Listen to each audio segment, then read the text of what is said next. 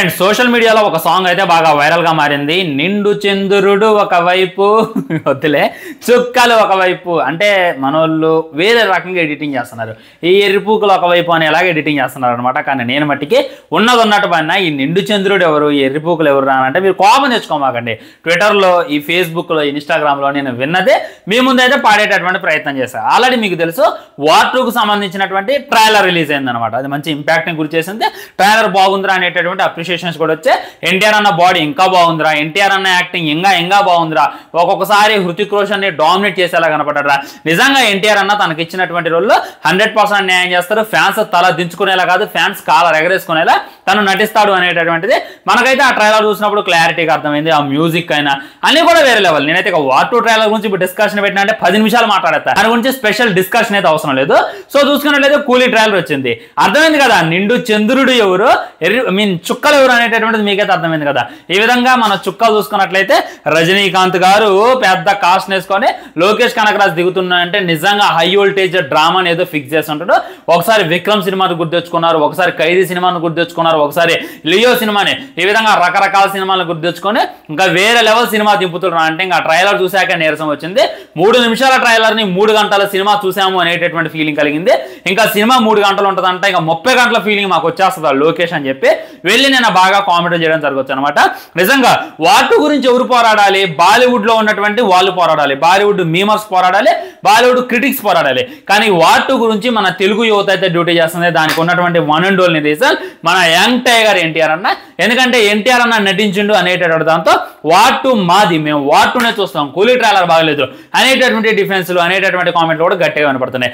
నిజానికి కూలీ ట్రైలర్ అంత దరిద్రంగా ఉందా, వార్ 2 ట్రైలర్ అంత బాగుందా అనేటటువంటిది కంపారిజన్ చేసి క్లారిటీగా క్లుప్తంగా మాట్లాడుకునేటటువంటి ప్రయత్నం చేద్దాం.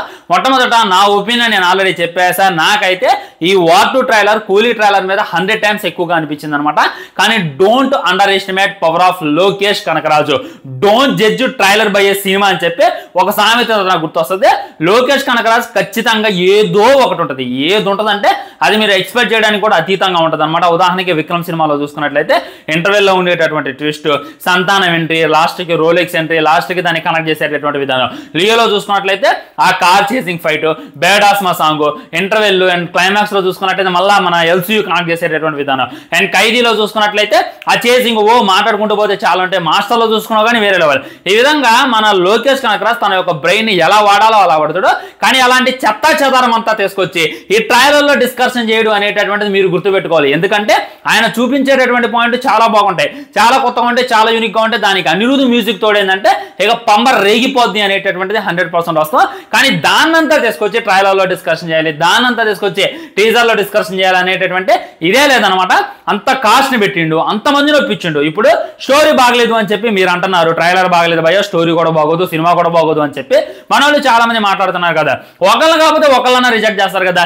ఇక్కడ ఎవరినైనా తక్కువ ఉందా? ఎప్పటి పెద్ద పెద్ద యాక్టర్స్ ని, సీనియర్ యాక్టర్స్ ని, ఇప్పటిదాకా చాలా సినిమాలు తీసి పండిపోయినటువంటి యాక్టర్ని తను ఒప్పించిండు అంటే సినిమాలో 100% దమ్ము ఉంటుంది అనేటటువంటిది వాస్తవం అనమాట. సో లోకేష్ కనకరాజ్ని చాలా మంది తక్కువ తినేస్తారు కదా, వాళ్ళకి నేను చెప్తున్నాను వార్ 2కి పోటీ ఎత్తదా ఇవ్వదా అనేటటువంటి డిస్కషన్ మీరు పెట్టుకోమాకండి. ట్రైలర్ లో ఇప్పటికి కూడా బల్లాగుద్దు చెప్తా వార్ 2 ట్రైలర్ బాగుంది. కానీ సినిమాకి వచ్చేసరికి ఖచ్చితంగా వార్ 2 ట్రైలర్ కి గట్టి పోటీ వస్తుంది. గట్టి మాట్లాడితే వార్ 2కి బొక్క పెట్టేటటువంటిది కూడా ఉంటుంది అనమాట. That is Lokesh Kanagaraj. ఇక దీని మించి ఏదో కంపారిజన్లు అయితే నేను చేయను. ఇప్పటికైనా ఎప్పటికైనా వార్ 2 ట్రైలర్ బాగుంది. ఇక చూడాలి, రెండు ఒకే రోజు రిలీజ్ అవుతున్నాయి కాబట్టి ఏది ఎక్కువ వసూలు చేస్తుంది, ఏది ఎక్కువ విజయం సాధిస్తుంది అనేటటువంటిది మనం వెయిట్ చేసి చూసిన దాకా మనకైతే అర్థం కాదనమాట. ఇది అనమాట ఫైనల్ కంక్లూజన్. సో దీని మీద మీ కామెంట్ కూడా తప్పకుండా కింద తెలియజేయండి. ఇప్పుడు లైక్ చేయండి, షేర్ చేయండి, ఛానల్ సబ్స్క్రైబ్ చేయండి. వాయిస్ ఎలా ఉంది, కొత్త మైక్ ఉన్నా దీని మీద కూడా మీ ఒపీనియన్ అయితే డెఫినెట్గా కింద కామెంట్ చేయండి. బాయ్, నమస్కారం.